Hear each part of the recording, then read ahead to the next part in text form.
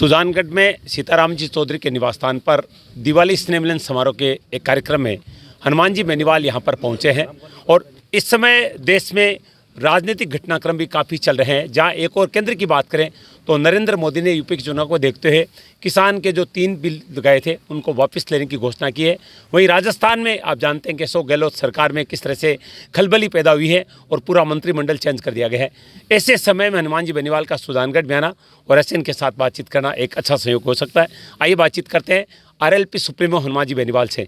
Sir, किस रूप में देखते हैं प्रधानमंत्री के द्वारा जो कृषि बिल है जिनका आपने खूब विरोध किया और आपने सरकार से अपना समर्थन वापस लिया था, अब क्या आप कहेंगे जो निर्णय मोदी जी ने लिया है? मोदी जी ने दबाव में निर्णय लिया है जी। मोदी जी को लग गया कि यूपी पंजाब तो हारेंगे और 24 में भी सत्ता में नहीं आ पाएंगे क्योंकि राजस्थान का चुनाव भी बाकी है। ये काम अगर 10 महीने पहले ही कर लेते या एक बार एनडीए के सहयोगियों से जब बिल लाए थे इस बारे में चर्चा करते तो सरकार की इतनी किरकिरी देश के अंदर नहीं होती और 800 से ज़्यादा किसानों को शहादत नहीं देनी पड़ती। इतनी ज़्यादा जो अर्थव्यवस्था डगमगाई, ये सारे काम ठप हो गए, हाईवे जाम थे, जो आबादी और जीवन थम सा गया था। तो प्रधानमंत्री को जिद छोड़नी तो उनको पड़ी, तो समय पे छोड़ देते या बिल लाने से पहले एक बार एनडीए जो इनका परिवार वो अपने आप को कहते हैं। देखिए, ये मोदी जी अकेले सत्ता में नहीं आए, एनडीए के सहयोगी दलों ने मिलकर प्रधानमंत्री को एनडीए का नेता चुना। मैं तो चुनौती देता हूं भारतीय जनता पार्टी को, अगर आप में इतना ही दम है तो 24 का चुनाव सामने आएगा। मैं तो 5-7 साल पहले ही चुनौती देता हूं लोगों को, उस पर रहता हूं। आप इस राजस्थान में 25 सीट लाए हो, आप 12 सीट भी ला के दिखा देना। ये 25 सीट में राष्ट्रीय लोकतांत्रिक पार्टी की बड़ी भूमिका थी। हमें एक जगह मदद मिली और बदले में इनकी 16-17 सीट यहाँ से राष्ट्रीय लोकतांत्रिक पार्टी निकलवाई थी। हरियाणा भी मैसेज गया, यूपी के अंदर मैसेज गया, लेकिन एक जिद करके और किसान जो जिसके बेटे बॉर्डर पे शहादत देते हैं, देश की रखवाली करते हैं, जो अन्न उत्पादन करके इस देश का पेट पालता है, ऐसे लोगों से प्रधानमंत्री जिद करके और इस तरह अड़ जाए, ये गलत बात थी। और आखिर मोदी जी को बैक फुट में आना पड़ा, सरकार बेक हुई, सरकार की किरकिरी हुई और किसानों की जीत हुई। तो इसके अंदर ये सिर्फ राजनीतिक दबाव के अंदर जन भावनाओं को देखते हुए नहीं लिया इन्होंने। बिल्कुल राजनीति यूपी पंजाब और आगे राजस्थान भी तो आ रहा है ना। यहाँ भी 3rd नंबर 4th नंबर रह के जो जमानत जब्त हुई है, जो बेइज्जती हुई है भारतीय जनता पार्टी की, तो वो भी ध्यान में था उनको। ये भी ध्यान में था कि ये बात पकड़ने के बाद छोड़ेंगे नहीं ये लोग। इसको देखते हुए इन्होंने कानून वापस लिए। लेकिन हमारी मांग ये भी रहेगी कि समर्थन मूल्य पे खरीद की एमएसपी गारंटी कानून लोकसभा के अंदर बने और राइडर हटे कि 25 क्विंटल से ज़्यादा खरीद नहीं करेंगे। जितनी पैदावार किसान की हो सारा माल सरकार खरीदे। अगर किसान को आगे लाना चाहते हो तो किसानों के बारे में चिंता करो। खाली अडानी अंबानी और इनकी चिंता करने से किसान आगे नहीं आएगा। फिर मोदी जी में और कांग्रेस में क्या फ़र्क रह जाएगा, बताओ मुझे भाई। उन भाई बहन से तो परेशान है ही देश। अगर आप ऐसा काम करने लग जाओगे तो फिर देश के लोगों का क्या होगा। अंतर्राष्ट्रीय बाजार में तेल क्रूड ऑयल की कीमतें घट रही है और यहाँ प्रधानमंत्री डीजल पेट्रोल को 125 लेके जा रहे हैं और फिर 5 रुपये कम कर रहे हैं, जैसे कोई भीख दे रहे हो लोगों को। ये बिल्कुल गलत है।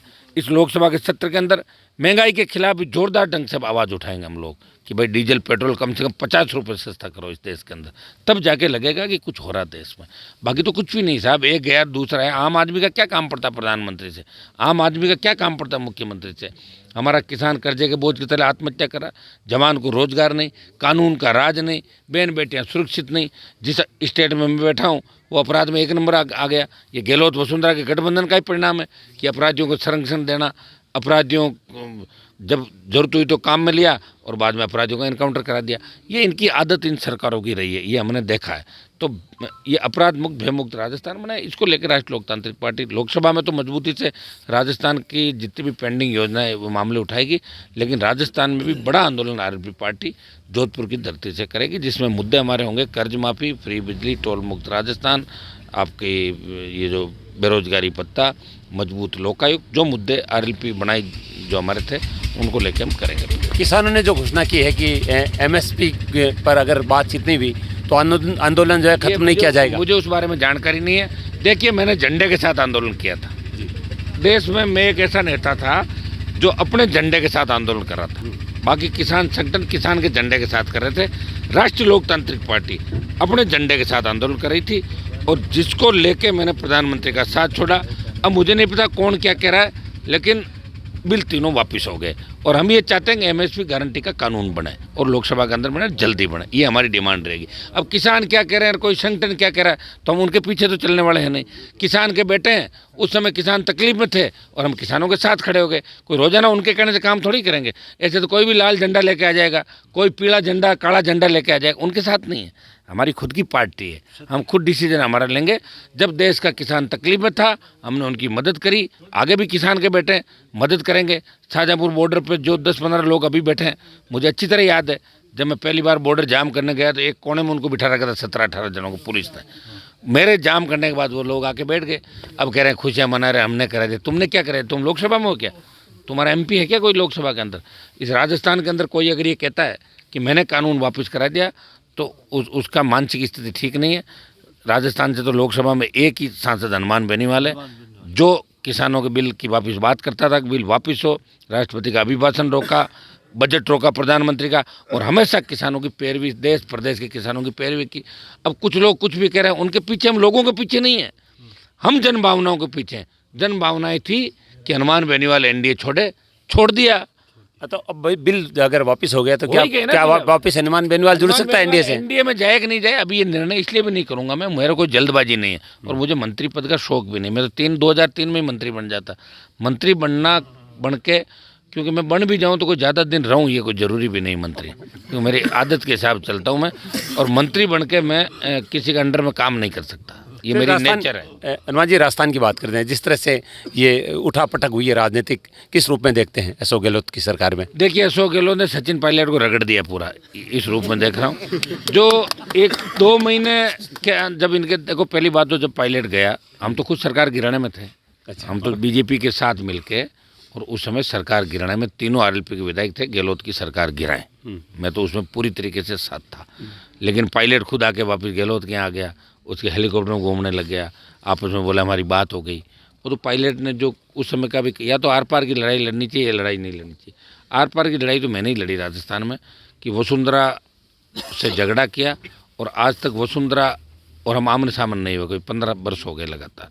ये लड़ाई हमने लड़ी, विधानसभा में लड़ी।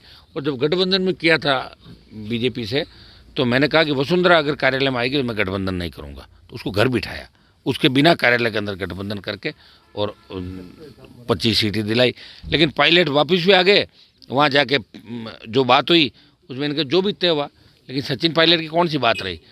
प्रत्येक जो मंत्री बना रहे हैं कि पायलट खेमे का कोई भी नहीं इनमें, ये सारे गहलोत से पहले ही मिल लिए थे सारे लोग। आपका कोई सॉफ्ट कॉर्नर है गहलोत पायलट से? बिल्कुल नहीं है, पायलट से मेरा किस बात का सॉफ्ट कॉर्नर? कोई मेरा पायलट ने बातचीत आप कर रहे हैं। अरे किस चीज़ का सॉफ्ट कॉर्नर? मैंने उसकी मदद करी ना।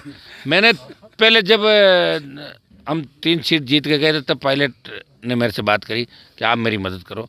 तो मैंने कहा भाई अगर सचिन पायलट को सीएम बनाते हो तो मैं कांग्रेस को समर्थन दे दूंगा, क्योंकि गुजर भी तेजाजी की जय बोलते हैं और जाट भी बोलते हैं।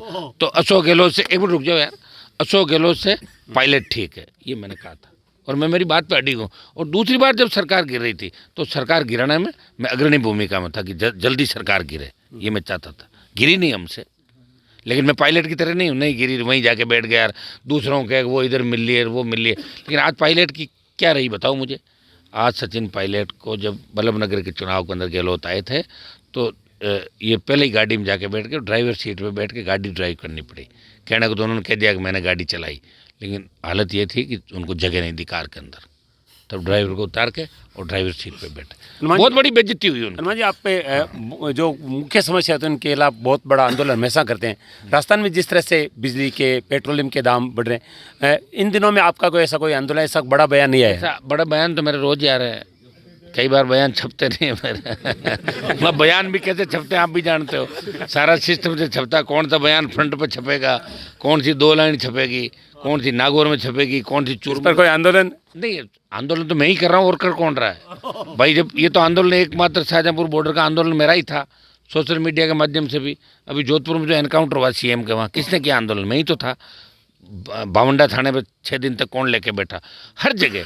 लेकिन मैं आंदोलन वहीं करता हूँ जब मैं खुद ही होता हूँ। ऐसे हर किसी कोई आंदोलन झंडा लेके बैठ जाए, उसका धनी धोरी कोई और मैं जाके शामिल हो जाऊँ, ऐसे नहीं करता मैं। महंगाई और बिजली की बात हम करें, महंगाई बिजली का तो मैं ये कह रहा हूँ कि बिजली फ्री कराएंगे, बिजली की दरों की बात ही नहीं कर रहा हूँ ना मैं तो।